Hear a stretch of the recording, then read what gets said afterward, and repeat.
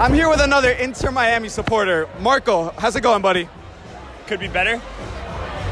What did you think of today's performance?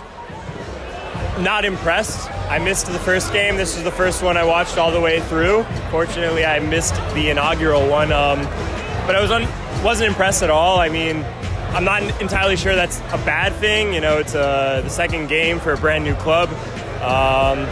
They had, maybe a month's worth of training together after their physicals and everything. I think it would be extraordinarily impressive if I was impressed. But, you know, it looks like a new team playing out there. Right, the inexperience was obvious. It was evident in the game. If you lose concentration for 2 minutes, you're pretty much screwed. And that's exactly what happened. You know, we lost concentration and we conceded 2 goals in about 5 minutes. We scored a goal. Goal got annulled, and basically we got the red card, and it was game over from there. Who was at fault for today's performance? Was it the defender who got the red card, or who do you blame? I think it's way too early to put blame on anybody. Obviously, the red card was unfortunate. The entire way the red card came about was unfortunate. First off, I'm not entirely sure the name of the center back. That call cannot be made on a replay. You can come up with the intent necessary for that handball to be a handball and for that red card to be a red card all day when you're looking at a replay and it's slowed down in slow motion. That's a call, in my opinion. I've never been a VAR fan. That's a call that needs to be made by the referee in live take. You know, when you look at that in slow motion, you see the hand come over. Obviously, you're going to take that as some sort of intent. For me, watching that straightforward in real time is never a handball, first off, and it's never a red card. The problem is, once you review it and you find that it's a handball, it has to be a red card. He's the last man between that last defender and the goalkeeper. He's denying a clear scoring goal opportunity if you render that a red card, or if you render that a handball. So it has to be a red card. I disagree with the decision that it's a handball.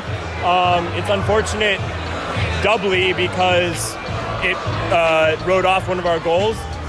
But, you know, what can you do? That's not really something that I put on any of the players. I think the couple seconds in the lead up to the handball, that central defender could have done better. He put himself into that situation, whether you want to call that unlucky, whether you want to call that, you know, a moment of madness, whatever. Maybe if he had a better day, that wouldn't have occurred. But, you know, they just kind of got to go from this point forward. Okay, so you mentioned to me that you're a season ticket holder, so you're going to be at all the home games this season. Next week we have our inaugural home opener against LA Galaxy. What would you like to see in our first home game?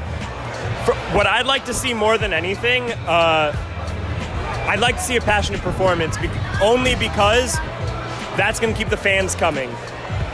The 1-0 loss to LA, that was never going to be a problem. This, you know, it might knock the spirits of the fan base a little bit, and that's a little bit worrisome. You know, we've got a sold-out crowd. We will have a sold-out crowd against LA Galaxy at the stadium next weekend. The problem is, I fear if we don't get a result, if we don't get a passionate performance, it's not going to keep the fans coming back. I'm a South Florida native. I know what South Florida sports are like, and it's incredibly difficult to keep people coming.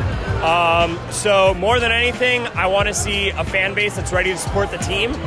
I don't think we're going to be in Atlanta United. I don't think we're going to have a trailblazing first season. I think we're going to stutter somewhere in the middle of the table, and it's really gonna break my heart a little bit if the fan base wavers if we're not successful the first year, because I don't think we will be successful this year. Okay, that's a fair point. You know, a lot of people have come out here, and you know, everybody is very optimistic for the first season, but it's interesting to hear, you know, the juxtaposition of that. You know, a supporter who maybe isn't as glass half full as some of the others. So thank you for your takes, and I hope to see you next week, buddy.